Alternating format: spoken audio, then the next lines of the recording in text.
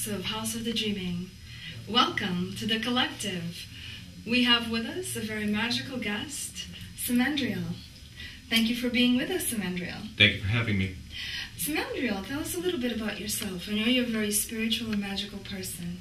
Why is that? Well, for years and years I've been of the pagan persuasion, I think you could say. I actually taught Wicca 101 back in the 90s for a while. And now it's interesting you mention that because my philosophy has been changing quite rapidly over the last year or so. And I just call myself today a witch. Terrific. Is there particular paths that you're exploring currently? Is that why your philosophy is changing? No, I think it's changing because I recently underwent an awakening, and my philosophy just changed. It didn't match up with what happened to me. And, so, are you referring to awakening as an awakening to the vampiric condition, or? Yeah, it's a second awakening, actually. Okay. Can you tell us a little bit about the first and then about the second? How is that different? Well, it's very interesting because I haven't had any connection with any organized vampire society for the majority of the time. I awakened back in I would say the early 90s, early to mid 90s, and I ended up changing a little bit. My behavior, my feeding behavior changed, I would say, in the late 90s. And I recently underwent an awakening, I would say, about 4 or 5 months ago, a second awakening to a different side of my vampiric self. Not only that, but I also, last July, became involved with the vampire community in New York. And that's really my first taste of it. I haven't been involved. Where are you originally from? I'm originally from Indiana. I was born in Indiana. I moved with my family to Milwaukee, Wisconsin, in the early 70s. We won't go there. And now you're in New York. Now I live in New York. I lived in Chicago for a brief period of time. And when you say you're involved with the organized vampire community, are you referring to a house, a court? What? I am currently a citizen of the Court of Lazarus. Oh, terrific. Terrific. And I'm also a dedicant of your own house, the House of the Dreaming. Terrific. Now, do you consider yourself a Ronin? Yes, I would say at this time I have no... when you say Ronin, it brings to my mind the idea of a samurai, having no affiliation with any sort of lord. And I guess I do associate myself with that kind of idea. Okay, terrific. Now, when you going back to the awakenings, that was sort of interesting. You said you had one awakening, and then your the method of feeding changed. Tell us a little bit about your first awakening. What was that like? That was a realization that you were indeed a vampire, or? Yes, it happened. Like I said, in the early '90s.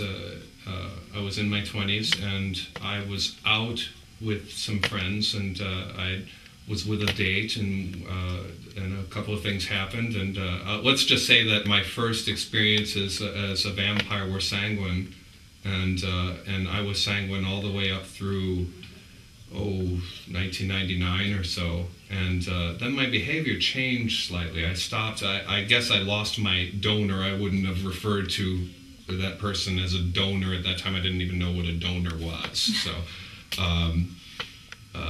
The person I fed off of disappeared from my life. So I changed behavior. And honestly, I thought that maybe something was just wrong with me.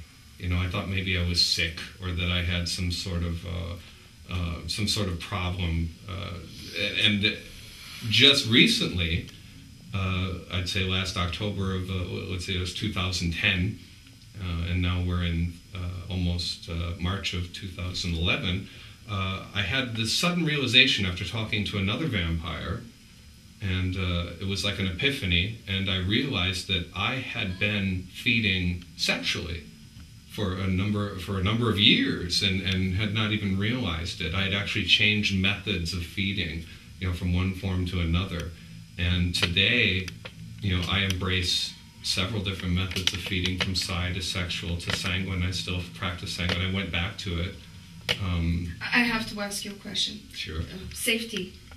Safety is We're talking very about important. two very potentially hazardous methods of feeding. Sexual and sanguine, yes. And safety is incredibly important. I can't stress that enough. You need to be with a trusted donor, somebody that you know is safe, that you absolutely are positive is safe. The same thing with sexual vampires and Eros-type vampires. You really have to have a donor that is trustworthy, safe, tested, so on and so forth. I was a nurse actually back in the early 90s, and one of my jobs was actually testing blood for disease for potential blood donors, and I understand how important it is, and I cannot stress that enough. If you're sanguine or sexual or Eros, you really need to, and you are actually in physical contact or taking substances into your body, you really need to be careful with what you're doing. Exactly. Mm-hmm. Exactly. Well, thank you very much. I'm sure that we do have some sanguine viewers, and that is something that is always stressed, is safety, not just for the vampiric partner, but also for the donor as well. And so it really pays to be educated. Where would you recommend that sanguine vampires out there look for educational material where they can find out about safety protocol and health hazards and safety methods?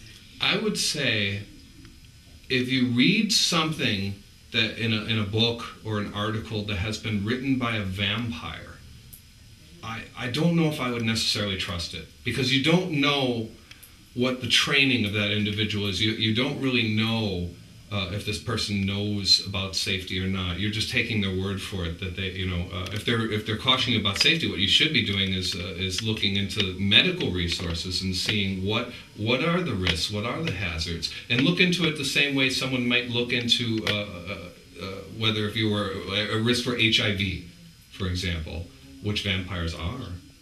Sanguine vampires and sexual vampires are at risk for HIV if they don't, if their donors are not screened very carefully. And but definitely take those precautions because for a vampire, in my opinion, as a vampire, I can tell you that I've had the most wonderful and profound experiences as a sanguine and sexual vampire, and the energy that I take into myself is exquisite. And I would say if that is your method, then be careful and enjoy it. Terrific. Thank you so much. Now, I know you're holding cards in your hand. I know that you want to tell us about your magic. Well, tell us a little bit about I'm a what you professor. do. Before I answer, could you hold these for just a second? Excuse me. Yeah, I just need to get those out of there. But they've been bugging me this whole interview. Actually, I am a professional magician. And I think we had talked once before about how would theatrical magic, like the type that I do with cards and stage illusions and that sort of thing, how would that relate to real magic, true magic, ritual magic that people do? And I think there are similarities. The most important one being the ritual aspect. I think that when a stage magician performs a trick, from beginning to end, from the pledge all the way up through what we call the prestige, or the end of the trick, you are setting the stage and setting the mind of the viewer in motion. And you're setting them into a certain state of mind that you want them in order to deliver the prestige or the impact of the trick. Now, I think the same really goes, and that's sort of an ethereal portion of that, the cerebral portion and the ethereal portion of magic. You're really setting them up. Now, with ritual magic, you're really doing sort of the same thing. You're setting to do a ritual. You don't really need to have all of the different tools that one would use for magic, the sword, the wand, all of that. But I think that they are very important because you use these tools to set the mind in motion. You're creating an act from the beginning to the end, and you're raising an energy. Not just raising an energy, but you're setting your mind in a particular direction. You know what's going to happen. Somebody who may associate, and it depends, on the individual. Somebody who might use the color green, might associate it with nature, while another person using a green candle might associate it with money.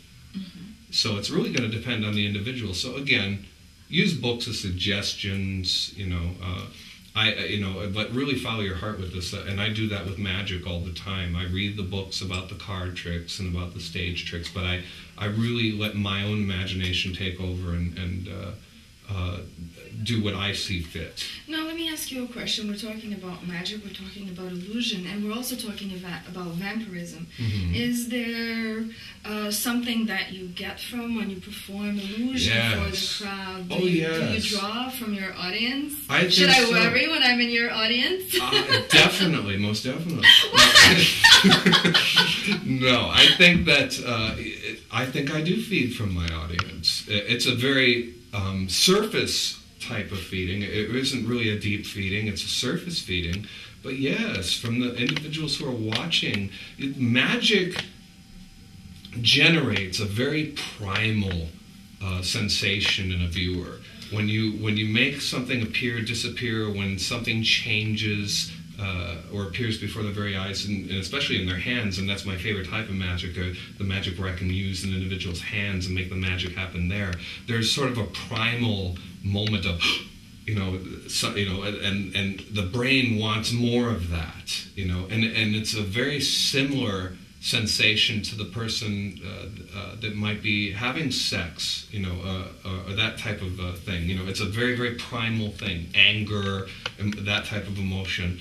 And I definitely take that into It's almost like a surprise, a bedazzlement. So yes, there is an energetic surge. There's an energy release. Yeah, there's a definite surge and release that comes from it. And again, speaking of the ritual, as the ritual builds, as the trick itself builds, something's building in the spectator, an expectation. You're leading them up a path from the turn, the promise that something is going to happen, or from the pledge, I should say, to the turn where something actually happens, and the person's looking for the secret and they can't find it. And there's the prestige, the sudden moment where something reappears or disappears entirely, and now they're completely baffled. They have that moment, that little moment of. That's the only way I can describe it. And so from the collective, you draw. I do. I definitely draw that in. And when you have an audience of 10 people in front of you, that's something. When you have an audience of 1,000 people in front of you. Have you ever performed for such a large-scale audience? I have. Here in New York? I have, yes. And I have another thing coming up, very, very soon, that we're going to perform this huge show, and I'm really looking forward to that moment. Excellent, excellent.